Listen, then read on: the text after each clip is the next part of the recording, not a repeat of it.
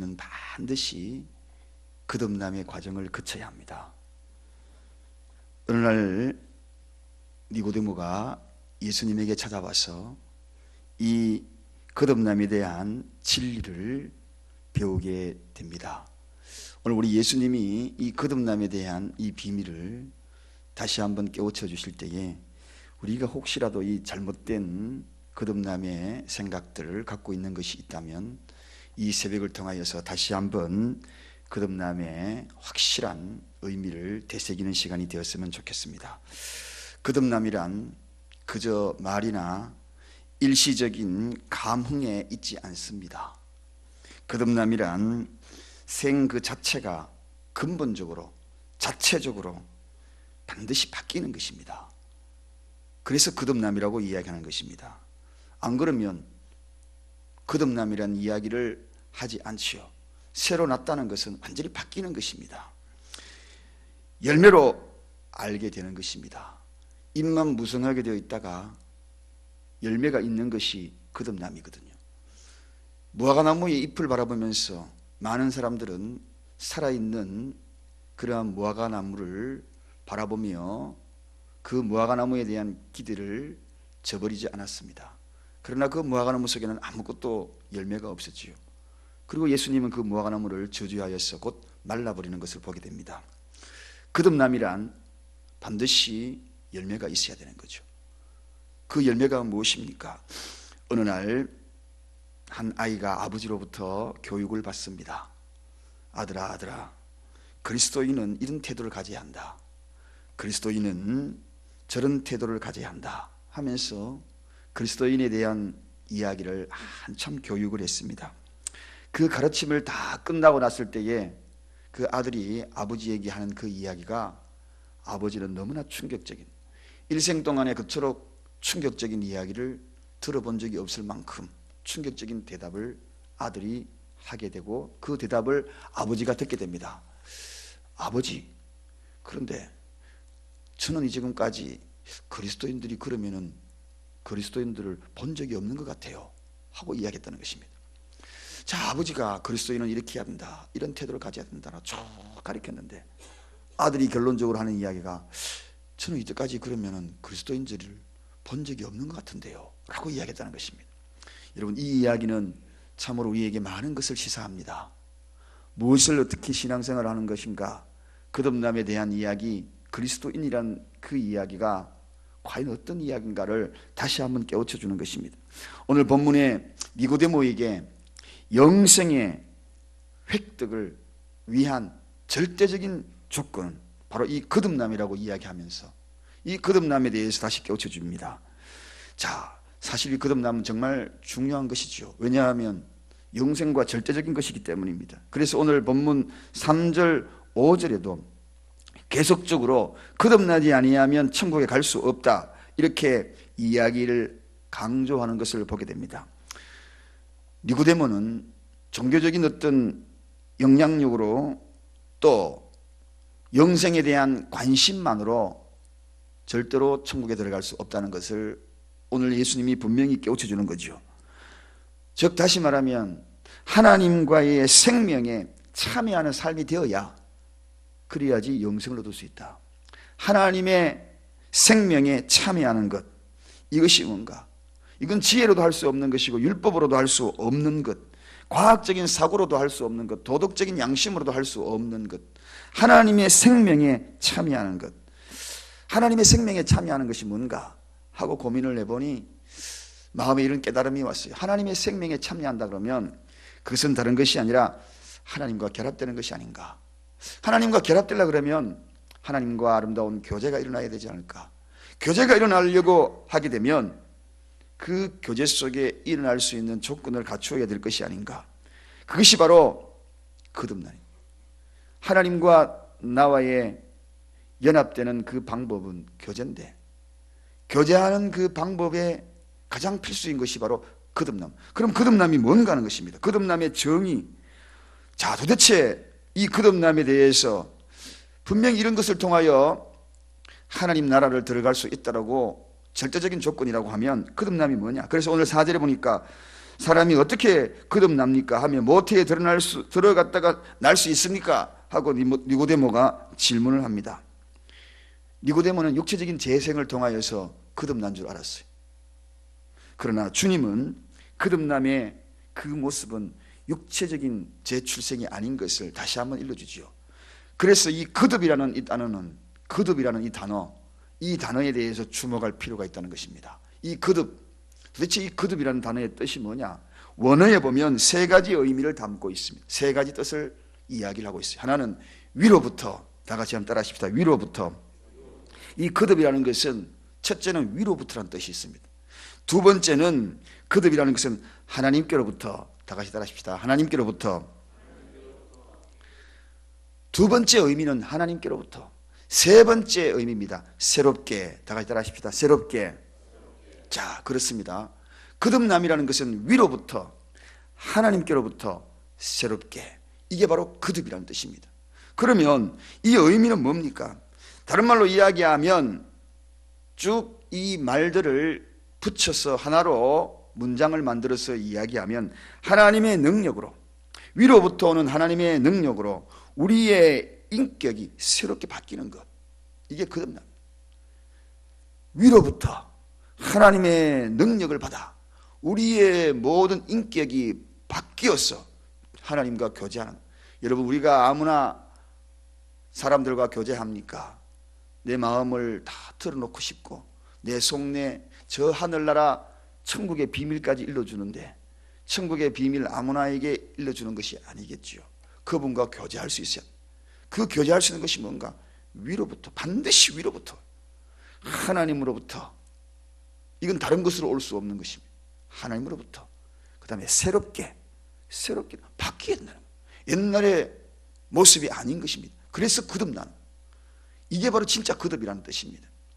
그렇다면 우리가 오늘 여기에 내 삶과 운명, 이 모든 것들이 하늘나라로 완전히 전환되는 것입니다.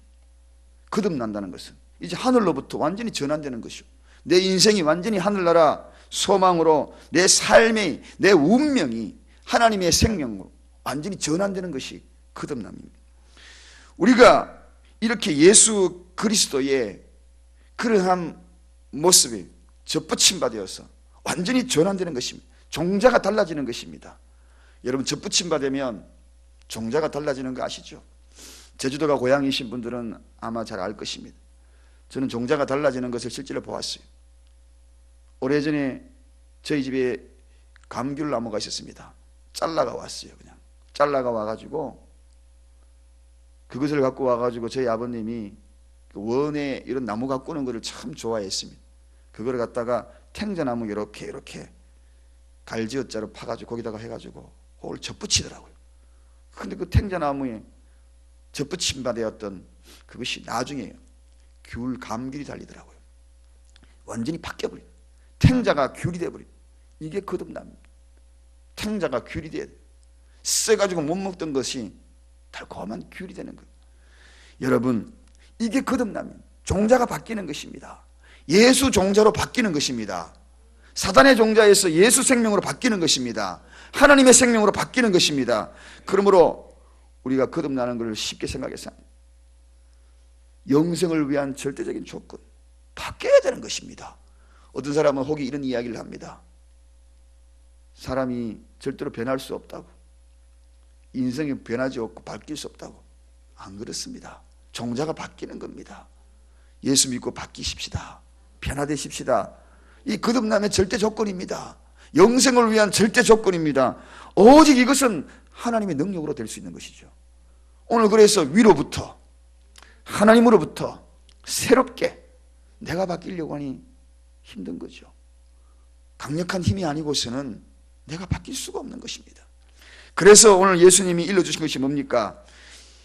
육으로 난 것은 육이요 성령으로 난 것은 영이니, 일러주면서 계속적으로 오늘 본문에 물과 성령으로, 그렇게 물과 성령으로 이렇게 일러, 물과 성령으로 거듭나야 된다. 물은 많은 성경학자들이 이 물과 성령으로 거듭나는 것에서 정의를 내리는 모든 것의 종착역을 보니까 이런 학설 저런 학설 다 이야기를 하지만 그 종착역의 결론은 물은 회개더라. 회개더라. 회개가 뭡니까? 회개는 통을 뒤집는 겁니다. 통을 뒤집는 것이 회개라 그랬습니다. 그 속에 담고 있는 것이 완전히 뒤집어서 팍 쏟아버리는 것이 회개죠. 찔찔찔하게 물 남겨놓는 게 아니라는 것입니다. 딱 뒤집어서 바싹 말라가지고 다시 뒤집어놓는 거, 이게 회개입니다. 오늘날 이거 남겨놓은 것이 아니지요. 그게 바로 물로. 그래서 물속에 침례받을 때에 그 과거에 보면 세례 요한이 물에 푹 잠기지 않습니까? 그런 의미를 담고 있는 것입니다. 확실한 것은 바로 물은 씻음의 상징이라는 거예요. 깨끗이 씻는다. 성령은 뭐냐? 한마디로 하나님의 영이지요. 하나님의 영으로 거듭나야 한다.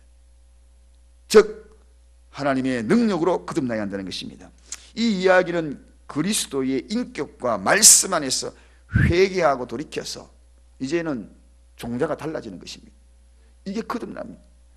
그분과 인격적인 교제가 일어나려고 그러면, 그분의 생명과 결합되려고 그러면 바로 이러한 변화가 일어나야 됩니다.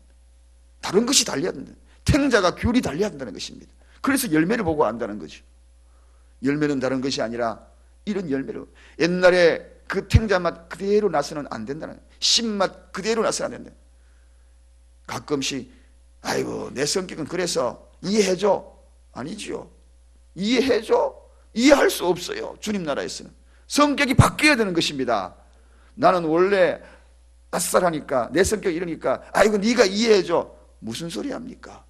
그 성격으로 인하여서 수없는 사람이 죽어가고 아파하고 있는데, 인격이 바뀐다는 것은 그런 성품도 바뀌는 거죠. 우리가 요한의 이야기를 너무나 잘 알고 있지 않습니까? 요한 불같은 성격이었습니다. 그런데 그가 그 불이, 사람 죽이려고 하던 그 불이, 하늘에서 불 내려서 다 죽여버리라고 예수님께 요청하던 그 불이 사랑의 불로 바뀌었지 않습니까? 이게 바로 바뀌는 거거든. 이게 바로 바뀌는 거예요. 저는 저희 아버지가 이야기했던 말을 뼛속 깊이 사무치고 있는 것이 있습니다. 아들아, 너는 정도 많고 사랑도 있고 한데 문제는 너 불같은 성격이다. 그 불같은 성격 죽이지 아니하면 너는 목회 절대로 못한다. 평안을 추구하는 그러한 모습을 추구하기 위해서는 불을 꺼라. 불같은 성격을 꺼라. 그러더라고요. 그래서 저는 그거 늘 마음속에 새기고 있어요. 과거에 철들기 전에는 그러한 모습들이 저도 모르게 불쑥불쑥 튀어나오는데, 이제는 조금씩 나이가 들어가면서 그 말이 뼛속 깊이 느껴집니다. 여러분, 바뀌어야 돼요. 바뀌어야 돼요. 이제는 우리가 탱자 열매 맺지 말고 귤, 한라봉, 이 양의 가장 달콤한 한라봉. 또 더 저 맛있는 게 있나요? 더 맛있는 걸 바뀌어야 돼요. 주님의 임재하신 그 놀라운 은총, 그런 것들을 이야기하기 위해서 우리를 향하여 바뀐 사람을 크리스천이라고 이야기합니다. 크리스천, 바뀐 사람을 크리스천이라고. 안 그러면 교인이지요. 멤버밖에 되지 않는 겁니다. 바뀐 사람, 크리스천이 뭔가요? 한마디로 이야기하면 분명한 정의가 이것입니다. 크라이스트, 수없이 이야기했죠. 예수 그리스도. 그 다음에 천, 사람, 예수님과 사람이 접붙임바 된 사람, 그게 바로 크리스천입니다. 접붙임바 되었으니 바뀐 거죠. 탱자가 귤이 달린 거죠. 인격이 바뀐 거죠. 거듭남 우습게 보면 안 됩니다. 무조건 거듭났다고 이야기하면 바뀌어야 되는 거지. 서서히 바뀌어야 되는 거예요. 온전하게 바뀌어야 돼요. 저와 여러분 바뀌십시다. 인격이 바뀌십시다. 오늘 그러한 영생을 위한 절대적인 조건, 주님이 누차례 이야기한 거듭나야 된다. 거듭나야 된다. 하나님과 교제하려면 바뀌어야 된다. 하나님의 성품을 닮아가야 된다. 예수를 닮아야 한다. 이게 바로 거듭남. 기도하겠습니다. 하나님 아버지 감사합니다.